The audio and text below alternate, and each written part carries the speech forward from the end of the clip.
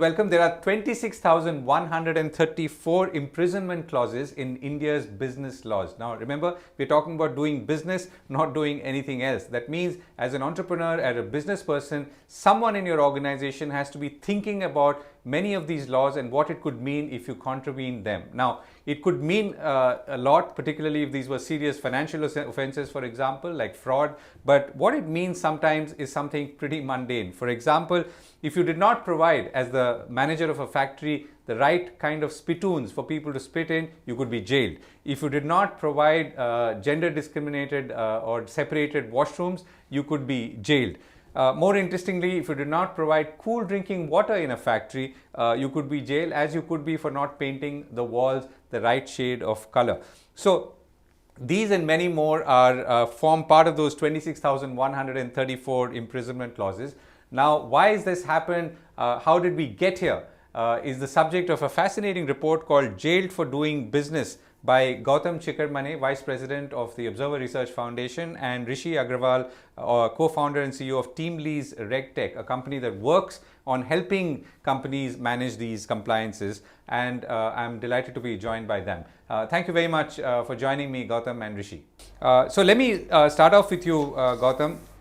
This report has taken from, as I understand, a year for you to put together. What got you started on it? Or was there one specific instance that made you think of doing this report? And what has this journey meant of working and collecting all this data? So two things happened. One thing you must be knowing from my writings across more than a decade, maybe even 15 years, is my deep personal irritation and with corruption. Second, you must have read in my writings how India has been shunning wealth, its wealth creators. It's been literally spitting on its entrepreneurs. And despite that, we've reached where we have, which is a $3 trillion economy, no thanks to the government. When I met Rishi, I realized that he is doing something to fix what's happening at the ground level. Over an evening conversation, I realized that he's sitting on a huge amount of data, which so far the literary or the scholarship or the policy fraternity hasn't seen, doesn't know. So even me, I would talk about, let us say, labor law, how labor is constricting growth, or how Inspector Raj is, taking bribes and getting in the way of wealth creators. This was for the first time when I began to actually read that the precise clause which empowers the Inspector Raj. I put two and two together and we got started out. I thought it will be another routine paper, 4,000-5,000 words, maybe 2-3 months effort. Sorry, the morass, the swamps, the dark, danky swamps of India's compliances are real. You got to read it to believe it. And now that you know how dark those danky swamps are. Right. We put it all together, classified it into various sections, put it in perspective, and suddenly what we have is a very, the report has, to say it politely, has been well received, both within the industry as well as in the government. So I'm hoping that now we can begin the change that we all have been yearning for. You have written earlier also, that change is now tangible. We have given policymakers a tangible, touchable, readable tools with which to fix this. Right. Okay, Rishi, so just a quick point on how you built this approach. Now, your company works with organizations in helping them with their compliance, and thus I'm assuming you've realized their deepest frustrations. So tell us about what the scale of this problem is, if you were to use numbers to describe it. Sure. So, India has a universe of 1,536 acts that affect employers. Among these 1,536 acts, there is a maze of 69,233 compliances at union, state, and local levels. That's the size of India's regulatory universe. This compliance is broken down into 7 broad categories. Labor being the largest, contributes 30% in terms of acts, 47% in terms of compliances, and a whopping 68% in terms of criminality, which we have attempted to expose in our report.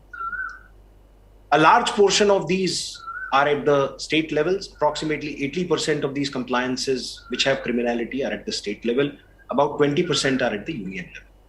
So that's the size of the universe that we are talking about. If I decouple this further, an MSME in manufacturing, say pharma, goes through about 913 compliances in any given year.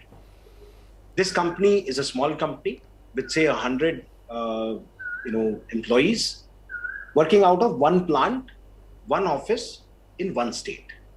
Now, if you were to scale this from one state to say 5-6 states or 10 states, and from one plant to say 5-6 plants, the number of compliances, Govind, that they have to comply with suddenly go into several thousands. And if you go beyond 10 plants, into several tens of thousands. That's the size of the problem that we are dealing with. Right. Now, if I let me ask you two questions split into two parts. First is, how many of these will actually lead to a criminalization or in let's say a response from the government or that particular act that is being implemented? Second is, how much of time do companies actually spend responding to some of these, or do they spend all their time responding to this because of the fear of criminalization? So 2 out of 5 clauses in India's regulatory universe have criminality built into them. So if you break that into numbers, among the 69,233, 26,134 have provisions for criminality. So 2 out of 5 in general. 1 out of 3 are actually from the Factories Act, right? A whopping 68% of these are from the labor area. Every company in India employs labor. Labor laws are supposed to be some of the most complex. Most of these were written either pre-independence during the colonial era or right after independence. For example, Factories Act was in 1948. That is the original act which is still in vogue.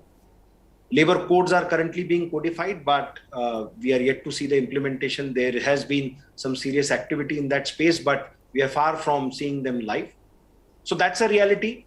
Companies have to spend a lot of time, effort, energy, and money in managing compliances. And that's how Gautam and I originally met, because I was trying to solve the simplification and automation problem for corporates. He was on the policy side. We were having a bird's eye view, a camel's eye view, and an ant's eye view of the problem. He had a policy view of the problem. So the data and the narrative came together in this report. Right, and one of the key things to remember when it comes to India is obviously that there is a federal law or a central government law and there's a state law. So to pick up further on the same Factories Act example that you quoted, Rishi, there's a Factories Act, and let's say if you take a state like Karnataka factories rules. So tell us about how this interplay works and how it impacts organizations and managers who are supposed to implement all these laws. So Factories Act is a union act. Labor is a concurrent subject where center and states, or union and states, both legislate laws. The Core Union Act provides a framework in which the states go ahead and write their rules. So when you look at the specific compliances for a given state, those are actually taken from the factories rules of the state. Each one of those rules, Govind, ranges between 200 pages to about 250 pages. 220 to 230 is the sweet spot. Most of these rules range there. And most of the compliances for the state are in the rules. So while the Union Act lays the broad foundation, broad outline, the specifics on the forms, the formats, the registers, the implementation of the Act lies with the state. Right, and how do I, if I'm a factory manager or if I was thinking of setting up a factory, should I be thinking of both these, concurrent subjects at the same time as I implement? Could one be more likely to get me imprisoned compared to the other? Just trying to understand how it would work at the ground level. So certain industries are under the union government where the appropriate government is union. Most of the other industries is where the state rules apply. So if you look at petroleum or insurance or banking, there the central or the union rules apply. For all the other industries, the state rules apply. So if you are a factory manager, taking the example you took, operating a factory in the state of, say, Maharashtra or Karnataka, you're worried about the state rules. You don't care as much in terms of Labor and Factories Act is what I'm saying. All the others have the union flavors attached to them. So, for example, company law, SEBI law, various commercial acts, finance and taxation, including direct tax, indirect tax, GST, customs, they're all union laws. But when you're dealing with labor, you deal with the state, assuming that your appropriate government is the state government. Right. Okay. Gautam, it's worth asking, even though many years have passed, why these laws have been framed in this form. And let me illustrate that to pose the kind of subtext of that question. 5 states have more than 1,000 imprisonment clause according to your report in business laws. Gujarat leads the pack with 1,469. Punjab, though being a small state with less industrial output, has 1,270. Maharashtra has 1,210 and Karnataka has 1,175, to go back to the example I quoted earlier. Now, these states obviously have more than anyone else and for some reason have felt more compelled to use criminalization of law as an approach. So what goes into this, and what can we take away from the way some states seem to have reacted or acted in the past when it comes to the larger context of ease of doing business, Gautam? So, of the 5 states that you mentioned, Gujarat, Maharashtra, Karnataka, and Tamil Nadu are $200 billion and larger. Punjab is the sole exception. So, if you remove Punjab for 1 minute, and I'll come back to Punjab, then what you are seeing is that there is a direct correlation between the number of imprisonment clauses and the size of the state's economy. Having said that, why has Punjab so many criminal clauses? I just don't understand. All the other states, even if you think that the lawmakers are wearing a cloak of great nobility and want the best for their constituents and for their geographies in terms of doing business and to protect their people, fine, you keep adding more and more compliances and more criminal clauses within those compliances. Punjab is something I just don't understand. Sure. Having said that, the criminality in Punjab or even Haryana from the farmers' side in terms of polluting the environment, had it been an industrial plant or an industrial sector doing various things and doing even a tenth of the pollution that happens to Delhi every year, they would be behind bars for life. I mean, I don't know, the numbers are there, but there are enough clauses out there under the EHS, which is Environment, Health and Safety category, where a lot of these people would be in jails. While the farmers who are actually polluting the environment openly, brazenly, are being let go. Even right now, we are discussing taking those criminal cases away from the farmers. So I think it is probably virtue signaling that Punjab is for farmers, Punjab is for agriculture. So let's keep Punjab aside, Gautam, and let's focus on the industrial states, where you're seeing the correlation between industrial output. There I feel that, firstly, that the size, I gave you the correlation. Largely, the larger, more industrialized states can have more imprisonment clauses. Having said that, I think most of these laws, most of these rules that have been made under the Factories Laws, for instance, Factories Act, for instance, have been made mindlessly. I don't think the application of mind may have happened in 1948 when the primary law was enacted and the rules framed. But after that, as it has increased, and to give me a second out here, the Factories Act 1948 is a copy of the Factories Act of the UK, which has been amended in 1960. Okay. But India continues to carry those ridiculous clauses. Some of them are like you mentioned spittoon. No, but you don't need spittoons today in any factory. I don't think people are spitting or that culture of collecting spit and cleaning it exists anymore. But we haven't repealed, we haven't amended, we haven't adapted to the new 21st century India. Our report argues that it is time. We are not saying, by the way, Govind, We are not saying, nowhere in the report are we saying that all these imprisonment clauses have to go. We are saying they need to be rationalized. We need to re-examine them from the 21st century perspective, from the perspective of economic growth, from the perspective of entrepreneurs, wealth creators, job creators. Right, and I'm going to come back to the motivation, because that's very critical, and that will, addressing that will hopefully address the problem or the proclivity to keep inserting criminalization or criminality into forthcoming laws as well. And we've seen many of them in the Union Budget of 2022 as recently as that. Let me come back to you, Rishi. So, if you were to look at, now the multitude of laws and the categories under which they are sitting, what, according to you, are the areas where we should be paying attention to in terms of decriminalizing first, and what could perhaps wait for, let's say, phase 2, if we were to call it that? So it's the 80-20 rule, which is applicable, the Pareto principle, the universal principle.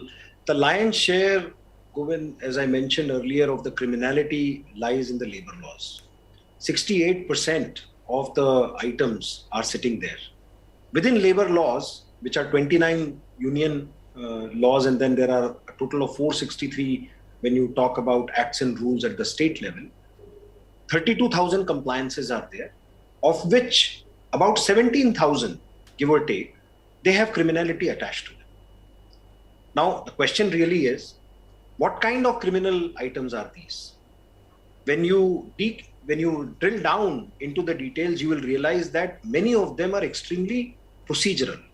You failed to put the format together, you failed to clean the spittoon, you did not lime wash the inner walls of latrines used by the contractor, you did not reconstitute a canteen committee.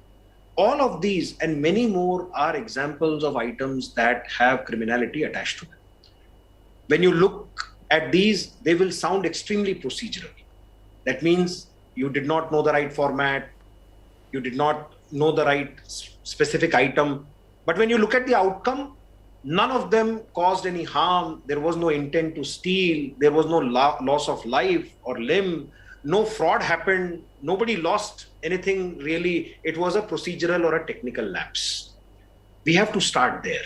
We have to first decriminalize everything that is a minor technical lapse or a procedural lapse. I'm not saying let entrepreneurs off the hook. There has to be penalties, but those can be financial penalties. In certain cases where criminalization is required, where you may be indulging in behavior like exploitation and stuff like that, criminalization has to be there.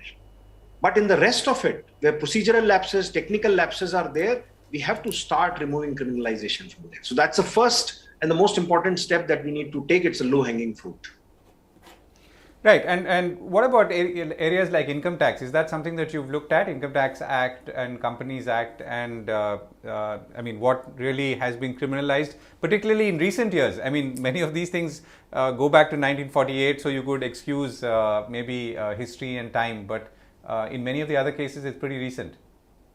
So, just like Gautam said, right, a lot of times criminality has been brought into our acts and rules very loosely.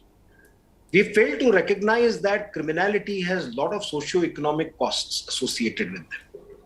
A lot of these misdemeanors don't need to send an entrepreneur to jail. An entrepreneur is trying to create jobs, is contributing to the economy, and there are better ways to hold them accountable than giving the power to an inspector of sending them to jail. So I think that's where the most important thing here is that. Right, and Gautam, you were saying that the reason you got interested in doing this report and worked on it was corruption, and that was your entry point. And I'm assuming that therefore that a lot of these procedural and technical laws and the likelihood of getting caught for a lapse leads to corruption, because obviously people are not going to jail, or our jails would be overflowing.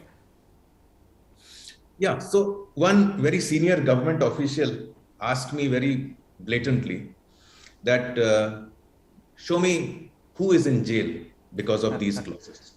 I said, nobody is in jail because you are not doing your duty.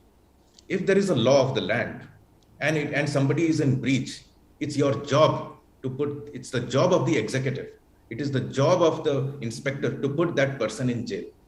Are you trying to tell me that no entrepreneur has breached any of these 26,134 compliances? I asked him. So obviously it was said in a light manner. The fact of the matter is that what we were initially, what at least I was initially doing on the basis of anecdotal evidence, logic, now I can see it, how the entire edifice, how the system has been created, wherein entrepreneurs, wealth creators are at the mercy of the Inspector Raj. To put it in perspective, in 1991, when the Statement on Industrial Policy 1991 was released, followed by the Union Budget 1991-92 by Manmohan Singh and the earlier one by P.V. Narasimha Rao, that in over a period of 10 years, I think, ended the license Raj. But the Inspector Raj was left untouched. I don't know where these tributaries of rent seeking go, how high they go, or where they end. I don't know enough, and maybe another research is perhaps needed. But if these compliances that we have now showcased in our report are rationalized and nowhere, let me repeat it again, because constantly this is coming at us that we want to end all criminalities. No. You mentioned taxation. Our issue here would be, if there is a willful taxation, tax evasion, that person has to be criminalized. Or if there is a repeat offense of a certain kind, perhaps a criminalization can be explored. But overall, it should be financial penalties. So now with this, if we go forward on this, and I can see signals, because some state governments have got in touch with us, some union ministries have got in touch with us. So there is receptivity for this idea. If these are removed, and as per one of our recommendations that we said should be done at one go, it will end the Inspector Raj. So 1991 ended the license Raj. 2022, or whenever this new law is enacted, will end the Inspector Raj. That is the sole purpose, and it's a big hurdle to doing business. Right. Okay. So 2022 can be the start point. So two more questions, and I just want to bring you back in, Rishi. So, there is a lot of this is driven by an overarching thought about how, let's say, people are, almost guilty until proved innocent, or have to be threatened with dire circumstances, else they will not behave. How do we address that? And I'm assuming that is really the underpinning of the approach to framing such laws as they've been framed over the decades. Govind, if you look at the genesis of some of these, they were either in the colonial times or right around independence. Now, let's talk about how the country was at that time. The contribution of private sector manufacturing was next to nothing. Public sector was the largest, creator of jobs at the time. Nobody really paid attention to some of these things since then. But you look at 75 years later, cut to 2022, private sector has been officially now recognized even at the Prime Minister's level as the engine of growth in the economy. What wasn't there in 1948 and 1950 is there today.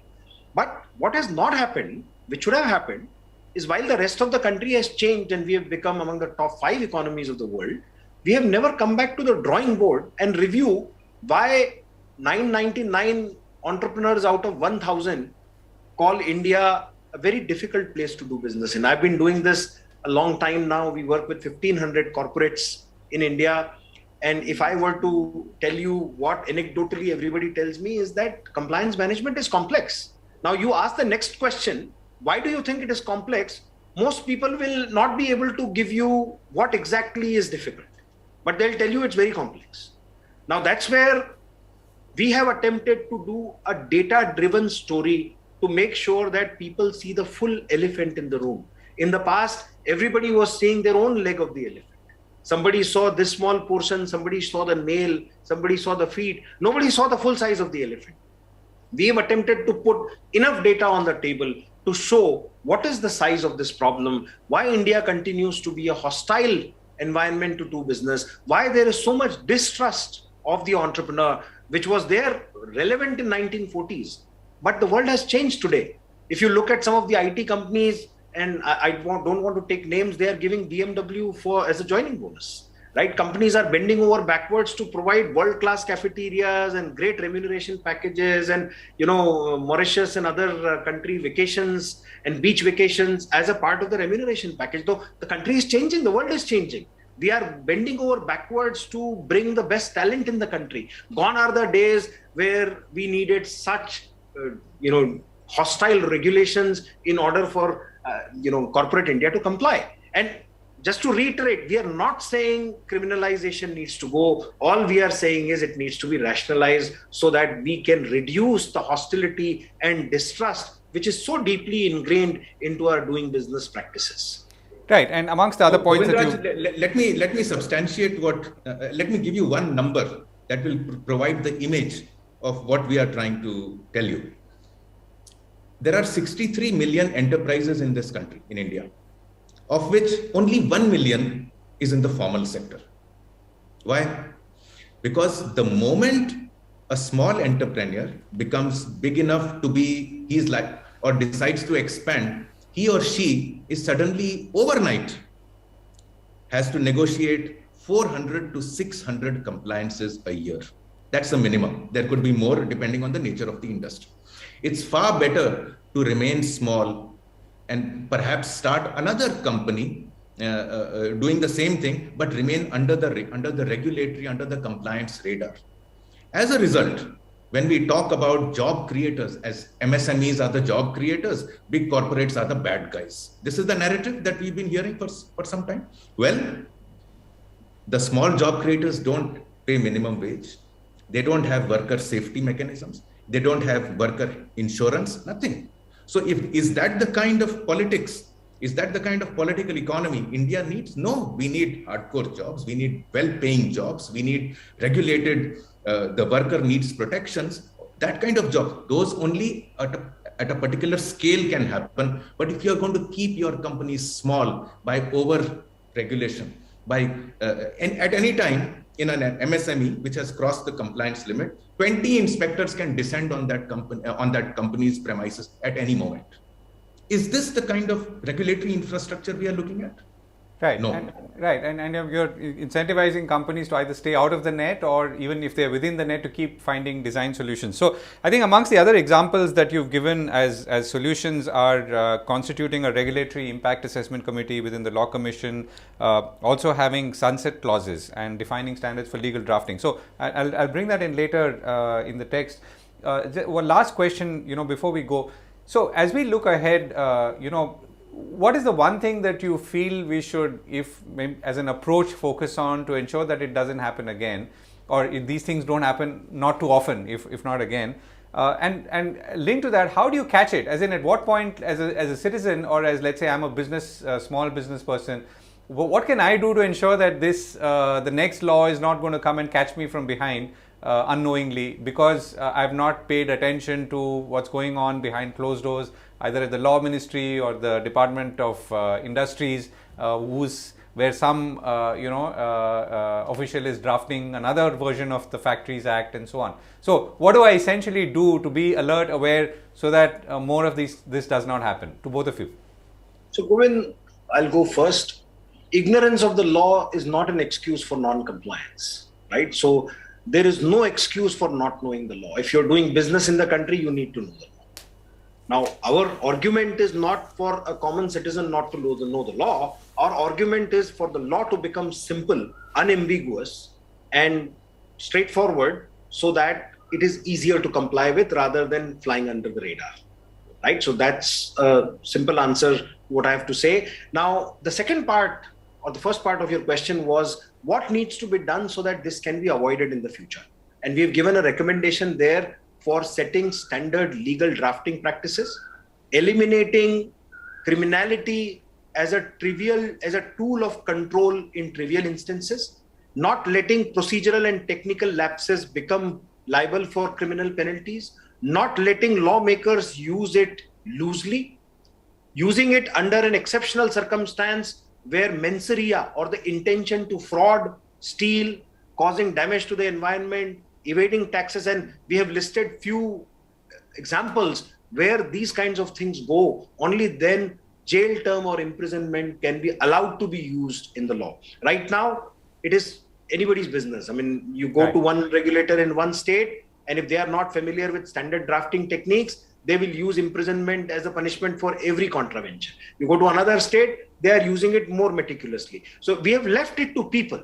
We have to move it to system. We have to move it to processes, and we have to make system accountable and lawmakers accountable for including imprisonment.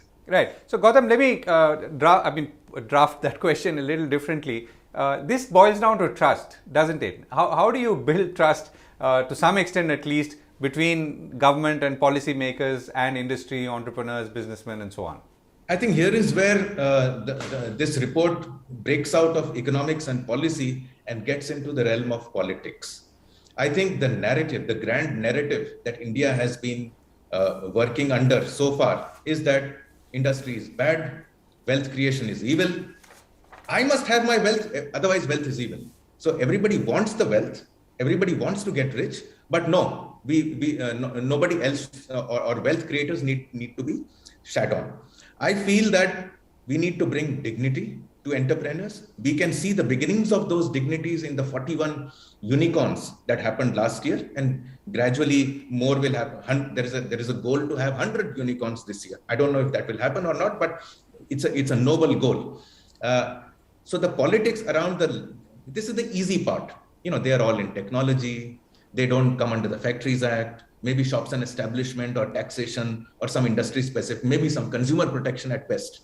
But if we want jobs, this dignity must be given to small entrepreneurs. It must be given to manufacturing. It must be given at the union level and then at the states. You talked about the union state breakup. The 20% laws that are with the union government, of them, even if 15% are fixed, down the line, you are looking at a multiple in term, because the state legislatures, they derive their authority from the base law at the union. So the fact that it is only 20% is perhaps a good thing. But I think this whole narrative where, I don't know if you watched that movie Kala Patthar, where it's a great film. But the essential part of that film was that the coal miner is evil, the coal workers are noble. And the whole narrative is, therefore, we need to nationalize the mines. We are just saying that I think if you just rationalize compliances, you will get there much faster. India will become a wealthier nation much faster. It may not take 15 years. It could take 12 years to reach a $10 trillion economy. Right. That's a wonderful note to end on. And thank you both, Rishi Agrawal and Gautam Chikermane. I do hope that this report is read by more people, and we all work towards decriminalizing as many laws as possible, and obviously making it easier to do business, and for that matter, even exciting to do business. Thank you. Thank you.